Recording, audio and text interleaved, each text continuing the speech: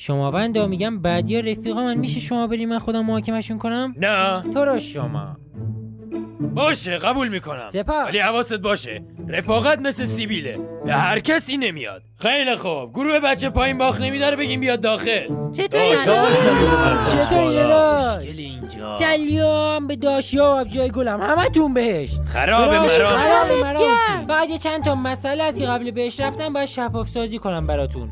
اولیش اینه که انگورا اینجا اصلا شراب نمیشن، آمو پا انگورا چی میشن؟ فقط مویز. البته یه رود شراب داشتیم که اونم همش شاخان بود، ولی یه رود داریم که نهنگی که حضرت یونس رو توی شکمش چند روز نگه داشته بود توش زندگی میکنه. حالا ممکنه بگین نهنگ که اسید معده تولید میکنه پس همچین داستانی غیر ممکنه و تخیلی، و منم باید بهتون بگم خفه شی میکروبای بزغاله. میخوایم بفرستمتون جهنم؟ منم مأمورم و معذور، بیشتر اینم نمیتونم بهتون اطلاعاتی بدم. بس دیگه خواهشاً سوال نپرسید. گوریو که دیگه گوری و لقمان و از اینا هم که نداریم.